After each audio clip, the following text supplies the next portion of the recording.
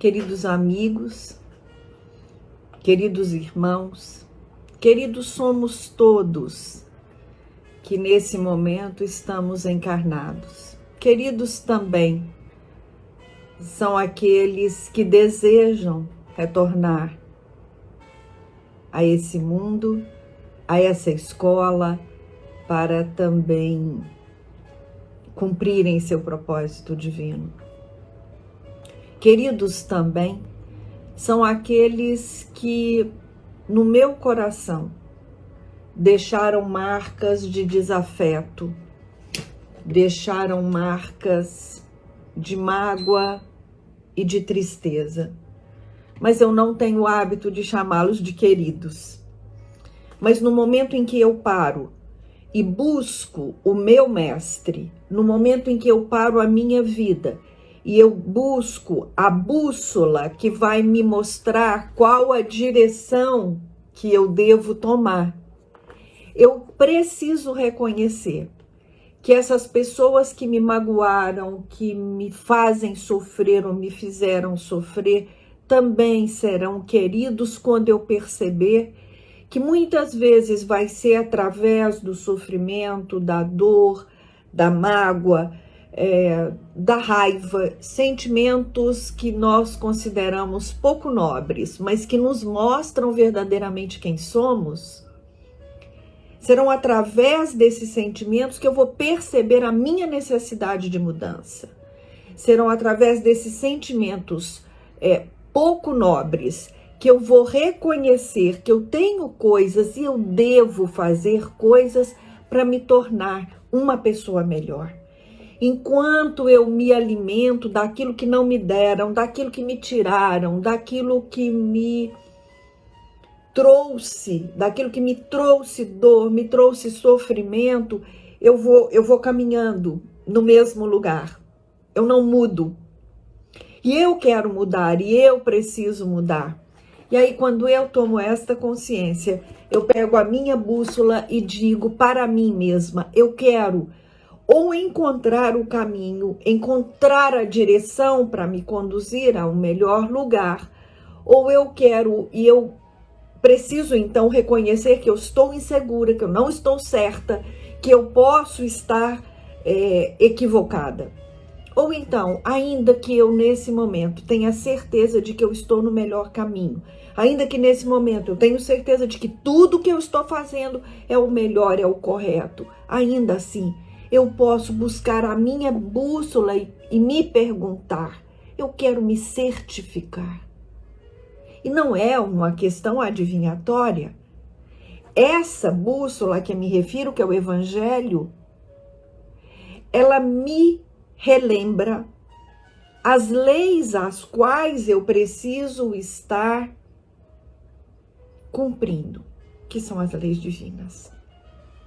Então, que nesse instante, cada um de nós que busca na Casa de Zico Horta, através da Evangelho Terapia, um reavivamento das leis divinas em seu coração, para cada um de nós que busca no Evangelho de Jesus o alimento para as nossas almas, o fortalecimento para os nossos espíritos, então nós vamos pedir, com os nossos corações conectados na misericórdia do Pai, que as nossas mãos sejam conduzidas pelos nossos amigos espirituais e que a leitura do Evangelho seja o alimento que eu necessito, porque muitas vezes eu não sei do que necessito.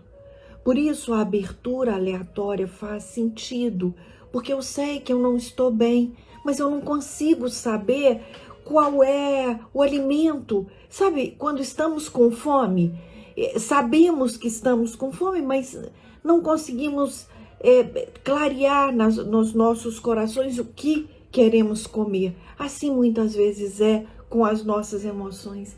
Eu não sei dizer o que preciso. Não sei se preciso ir num capítulo que fala das bem-aventuranças.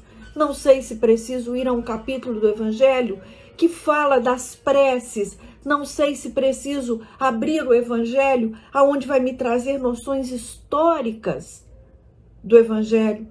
E aí eu digo, meu anjo guardião, amigos da espiritualidade, conduzam minhas mãos para que aqui eu encontre o alimento que eu necessito e verdadeiramente acreditar. E aí eu abri o Evangelho no capítulo 8, que fala de uma das bem-aventuranças. E o título é Bem-aventurados os que têm puro o coração.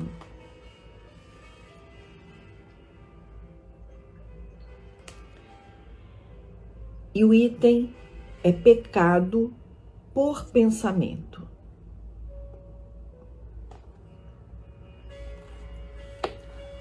Esse item de uma das bem-aventuranças, ele fala de uma citação de Mateus. E pecado por pensamento, nesse subtítulo vem pecado por pensamento e adultério. Então diz assim a citação de Mateus: ouvistes o que foi dito aos antigos: não cometereis adultério. Eu, porém, vos digo que aquele que houver olhado uma mulher com mau desejo para com ela, já em seu coração cometeu adultério. E aí, Kardec vai falar um pouco disso para nós. E ele diz assim: a palavra adultério não deve ser aqui entendida no sentido exclusivo da acepção que lhe é própria, mas num sentido mais geral.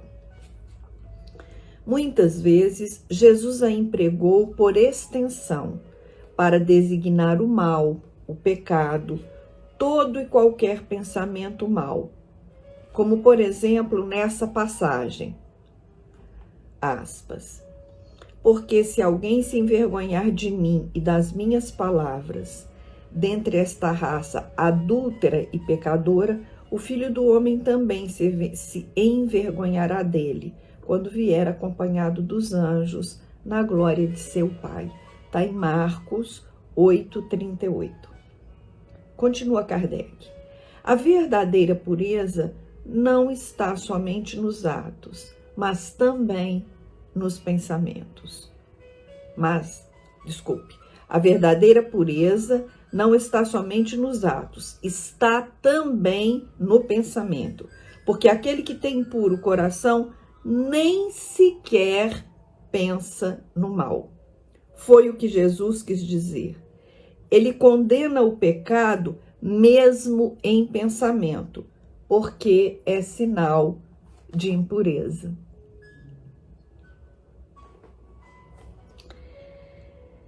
Vamos ficar por aqui, que eu acho que achamos nessa abertura do Evangelho, a nossa bússola, ela já nos sinalizou uma direção que devemos seguir. E a direção que devemos seguir, no meu entendimento, é cuidado com o seu pensamento. Cuidado com o que você pensa. Preste atenção no que você pensa. E eu posso e devo até ficar feliz se eu conseguir entender, se eu reconhecer que hoje eu já não digo o que penso, mas continuo pensando. Se eu digo o que eu penso, eu devo me cuidar, porque eu estou falando aquilo que penso. E muitas vezes o que penso são julgamentos que faço do outro. E falo. E aí, nessa Evangelho Terapia, os ensinamentos de Jesus estão me chacoalhando e estão me fazendo pensar, peraí, Valdeia, como é que anda seus pensamentos? Qual é a cor dos seus pensamentos? Qual é o sentido dos seus pensamentos? Você pensa o quê? De você e do outro. Eu entendo que é isso que ele está dizendo para mim.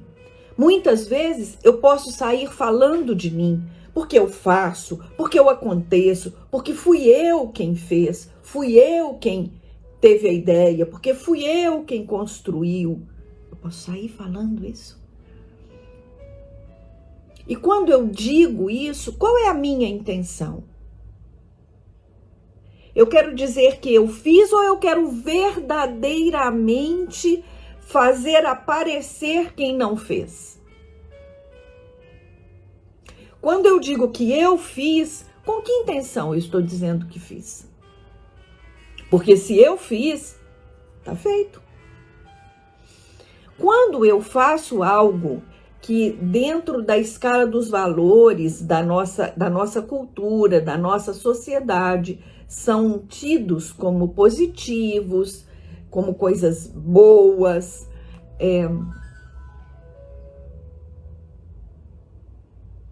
eu tenho necessidade de falar. E aí eu preciso me perguntar, por que eu tenho necessidade de falar? Então, nessa reflexão, nesse estudo de uma das bem-aventuranças, que é ter puro coração, eu preciso reconhecer que se eu sentir necessidade de falar, antes de falar eu pensei, e antes de pensar eu senti.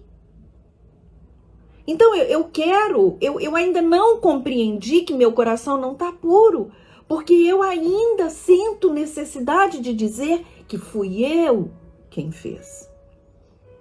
Ah, Valdeia, mas e aí? Como que eu arranco essa necessidade de ser reconhecida pelo bem que eu fiz? Ou pelas coisas que supostamente eu acho que são boas e quem fez fui eu?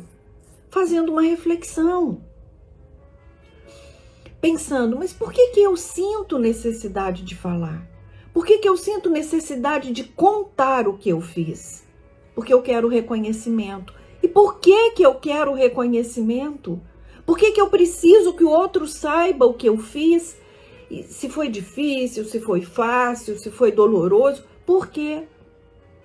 Às vezes porque eu quero esse reconhecimento, porque minha autoestima está arranhada. Às vezes eu quero esse reconhecimento porque a minha vaidade me induz a dizer sobre isso. Às vezes eu sinto essa necessidade de falar de mim, porque eu quero que o outro sinta o quão poderosa eu sou. E aí, nesses momentos em que eu preciso do reconhecimento do outro para ter o aplauso do outro, eu vou lembrar do que disse também o meu mestre. Ele disse que quando eu tenho aqui o reconhecimento, eu não tenho necessidade, eu não terei o reconhecimento espiritual, porque eu já recebi os aplausos, digamos assim, humanos. Ah, Valdeia, então tá errado aplaudir? Não. Eu posso reconhecer o que você fez, sem que você me induza a fazer isso. Vamos trazer isso para a nossa vida pessoal. Quantas vezes fazemos pelos nossos pais, pelos nossos filhos, pelos nossos vizinhos, pelos nossos parentes, até por aqueles que não temos muitos afetos? E temos necessidade de dizer que fizemos e que demos e que nutrimos e que a ideia foi nossa. Então é nessa hora que o Cristo diz para mim, pensa um pouco, Valdeia, se você ainda tem essa necessidade, é porque dentro do seu coração falta entendimento, falta você compreender que você é que tem que reconhecer que você fez, você precisa compreender que você fez, você precisa se abraçar, porque você deu conta de cumprir um mandamento da lei divina, que é amar, que é fazer ao outro o que você gostaria que a você fosse feito. Mas se você está sentindo necessidade de dizer que você fez, tem alguma coisa que ainda precisa de ajuste no seu coração. Ele ainda não está puro. E essa mesma medida vale também quando eu falo do outro. Quando eu digo que o outro não fez, quando eu digo que o outro não deu, quando eu digo que o outro, sabe, eu vou dizendo, eu vou falando. Ah, Valdeia, então não pode nem falar? Não, você pode falar, só que você tem que se responsabilizar pelo que você diz. Ah, mas e como que eu faço para parar de sentir? Eu preciso entender que o outro faz o que é possível a ele. Muitas vezes, e eu posso dizer isso a vocês, porque ao longo da minha experiência profissional, e lá vão 36 anos de consultório, eu vi muitas pessoas com atitudes muito duras, muito quase que más. Eu não estou me referindo a quem traz uma patologia. Eu não estou fazendo referência aqui aos psicopatas. Aí nós vamos ter que falar de patologia. Não é esse o nosso objetivo aqui. Muitas vezes aqueles que têm posturas ácidas, duras, têm dores inimagináveis. E são essas dores que movem, são essas dores que provocam essas atitudes ácidas, ásperas. E aqui, diferente do consultório, aqui eu posso dizer, e aqui eu direi, como reencarnacionista que sou, muitas vezes eu reencontro espíritos a quem eu fiz muito mal. E naquele momento eles identificam em mim a pessoa que trouxe para eles sofrimento e dor. E sem ter consciência disso, cresce uma animosidade nas relações. Como eu sou reencarnacionista, há de chegar o momento das minhas reflexões que eu vou dizer: meu Jesus, me ajuda a compreender que esta pessoa que eu tanto amo e que tanto sofrimento me traz, com suas atitudes ácidas, ásperas, pode ser o que eu sempre desejei, a oportunidade de um resgate. E aí vocês podem pensar, então todo mundo que eu encontro que me faz mal ou a quem eu faço é um resgate? Não necessariamente todo mundo. Nós não podemos generalizar. Isso é uma hipótese. Muitas vezes é porque aqui é uma escola. Eu reencarnei, eu estou matriculada numa escola onde eu tenho que aprender. E para eu aprender, eu preciso reconhecer o que eu não sei. E muitas vezes a minha vaidade não me deixa admitir e assumir que eu não sei lidar com aquele filho, que eu não sei lidar com aquela mãe, que eu não consigo abraçar essa mãe. E quando isso não é possível, eu posso pensar na possibilidade, sim, de uma questão relacionada a reencarnações anteriores.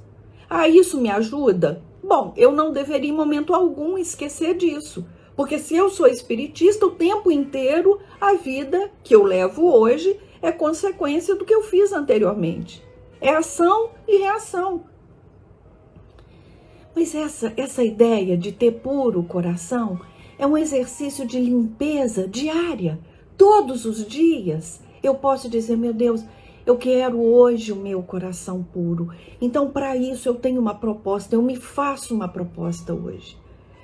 Eu tenho que reconhecer que eu sou falível. Eu tenho que parar de dizer o quanto eu sou boa para os outros. Eu preciso dizer para mim o quanto eu desejo melhorar. Eu preciso reconhecer que melhorei. Eu posso me abraçar, eu posso dizer: ai, que bom que você conseguiu. Mas prestando muito atenção para que isso não me envaideça, para que isso não faça o meu peito crescer e ficar maior do que ele cabe, na verdade, né, em mim. Então, que nesse momento em que nós nos preparamos para celebrar o Natal, que seja esse um presente, não para eu dar para o outro, mas para eu me dar. Eu quero me dar esse presente. Eu quero, daqui para frente, todos os dias, pensar: como está o meu coração? Ele está puro? Não está. Mas eu desejo que ele se torne. Então eu quero, nesse instante, ter a certeza, Jesus, de que eu desejo usar a direção que essa bússola está me mostrando. Eu quero, nesse momento, fazer comigo um combinado. E o combinado é: eu quero prestar mais atenção naquilo que eu penso. Tem uma frase do Cristo que ele disse assim para nós: a boca fala do que está cheio o coração. Então, eu preciso sempre me perguntar: o que eu tenho no meu coração? O que eu sinto hoje por essa pessoa, por essa situação? E entender que os meus pensamentos são frutos dos meus sentimentos. E, consequentemente, os meus atos serão também frutos do meu sentimento. Então, se eu quero evitar atitudes desastrosas, se eu quero evitar colocações, palavras descabidas ou inconvenientes para essa ou para aquela situação, eu necessito me perguntar o que eu estou sentindo. E aí, como ninguém vai estar perto, a não ser meu anjo guardião, me vendo e ouvindo essa pergunta também, só eu e meu anjo guardião saberemos a resposta. E aí eu devo ser muito sincera comigo. Eu sinto raiva, eu sinto isso, eu sinto aquilo, sentimentos que eu posso até considerar pouco nobres. E aí eu decido se eles farão ou não parte da minha vida, do meu dia a dia. E por isso desejo a vocês, desejo a todos nós muita paz. E que nós busquemos na bússola do Evangelho o roteiro que queremos seguir.